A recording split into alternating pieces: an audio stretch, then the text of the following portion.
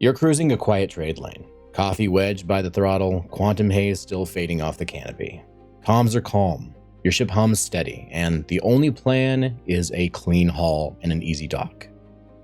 Then the radar pings. One blip becomes 3, then 6, slipping out of the dark. Pirates drop in, alarms blaring in your ears, and the ship floods with red. The hull ticks down, systems fail, the ship explodes, and the next thing you see is a med bed on Microtech.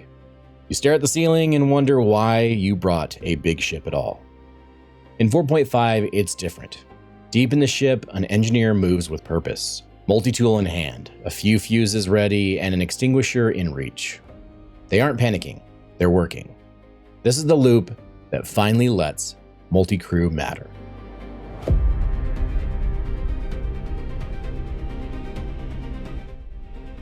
For as long as many of us have been playing, that dream of a fully crewed capital ship being a symphony of coordinated action like something out of our favorite sci-fi show has felt like just that, a dream.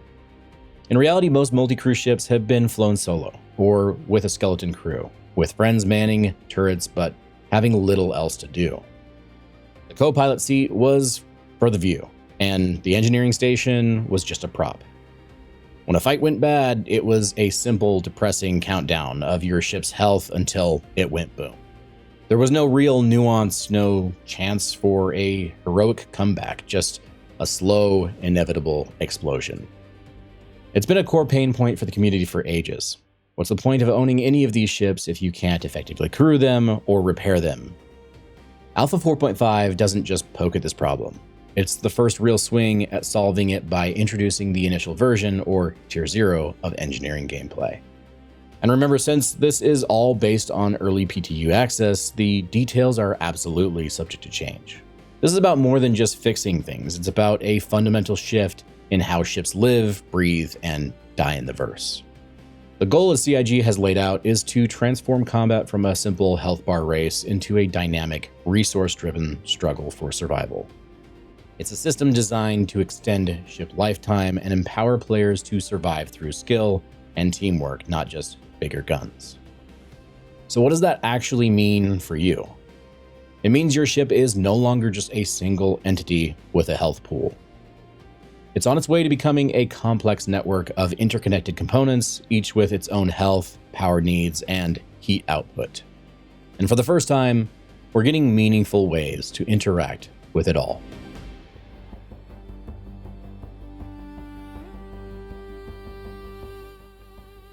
The heart of this new system is the engineering screen that will become an engineer's best friend.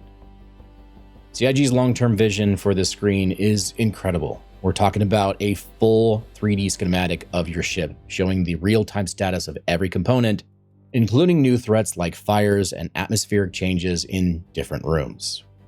It also allows you to save and share power presets, letting crews switch between tactical modes like fight, run, or stealth on the fly.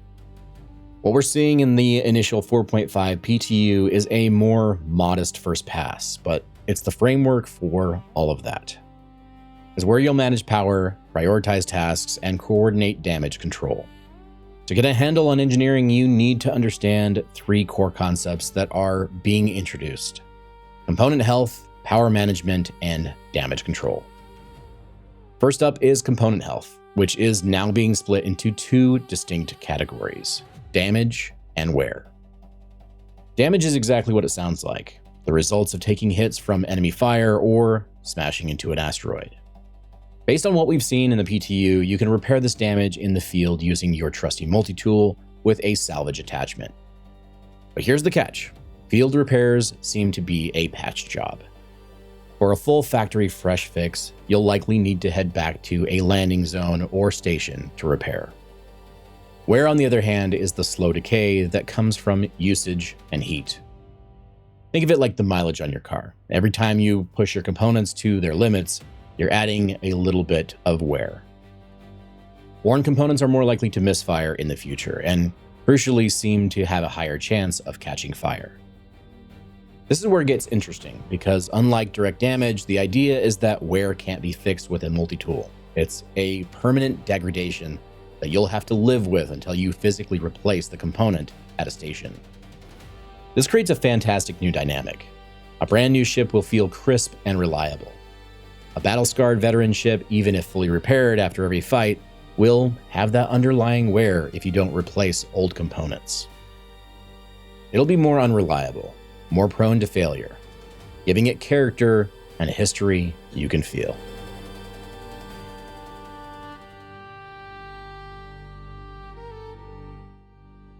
Next up are fuses, and we need to talk about how this appears to work in the PTU, which might be a little different from earlier concepts. The old idea was that a blown relay would cause a whole section of your ship to go dark, locking doors and killing systems. That's not quite how it's been implemented. Instead, think of your ship's power network like a plumbing system. Relays are the main pipes, and inside them are fuses, which act like safety valves. If a component draws too much power or takes a surge from a weapon hit, a fuse might blow to protect it. But from what we're seeing, your systems don't just black out. Instead, losing fuses seems to reduce the maximum power throughput of that relay. Imagine your main water pipe suddenly getting narrower. You still have water, but the pressure is way lower. In Star Citizen, this means you lose overall available power, forcing you to make tough decisions. Do you keep the shields up but power down your weapons, or divert power from life support to keep your engines at full burn?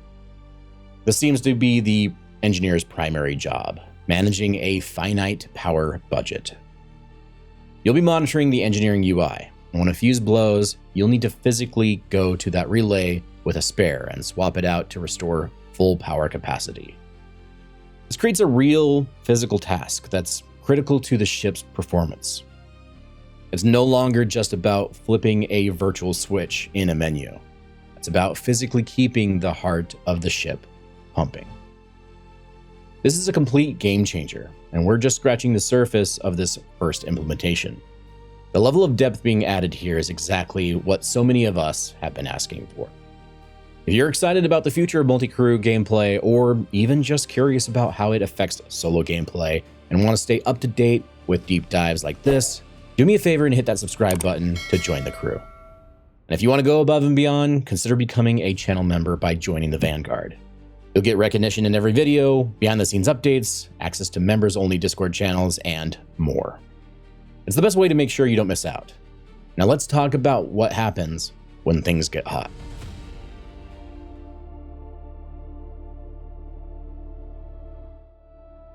With a new engineering system comes one of the most visually and mechanically impactful new features: fire. Based on testing, fires can be started in a few ways. The most common will be from energy weapons, penetrating your hull and striking internal components. Overheating your components or letting them go too worn also seems to dramatically increase the risk of things catching fire. When a fire breaks out, you've got a multi-stage problem. First, the fire itself damages components and the ship's hull. Second, the fire consumes oxygen and produces toxic smoke, creating a hazard for your crew. Your first line of defense is the humble fire extinguisher, which is about to become one of the most important tools on your ship. Having multiple crew members tackle a blaze together seems to speed up the process, making teamwork essential. But what if a fire is in a hard-to-reach area or too large to fight directly? This is where an engineer can get clever. Using the new engineering screens, you can interact with the ship's doors and life support. By sealing the doors to a burning section and then opening an exterior airlock, you can suck out the oxygen into space, suffocating the fire. In the future, life support will become an active component that you'll need to manage, which CIG intends to eventually have things like filters and smoke scrubbing capabilities.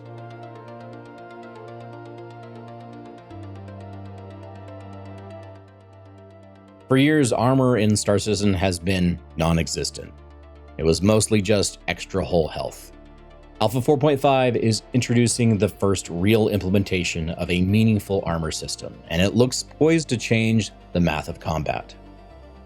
Your ship now has a separate armor health pool designed to mitigate penetration. Different weapons now have different penetration values. As your armor takes damage, its ability to stop incoming rounds goes down. Shots that once would have damaged your hull now will no longer do so until your armor has depleted or they're strong enough to penetrate the armor and damage the components. While we don't have the exact numbers, observations from the PTU suggest that this could now create a new rock, paper, scissors dynamic. CIG has stated that energy weapons might be more effective at stripping away armor, while ballistic weapons could excel at penetrating and damaging the components once that armor is weakened. This could finally make mixed loadouts or coordinated fire from multiple ships the key to victory. Taking down a large armored ship is no longer just about depleting a health bar. It's a process of systematically breaking it down. You might strip the armor, punch through the hull, and then target critical components like the power plant to disable it. A much more viable strategy than just going for the kill.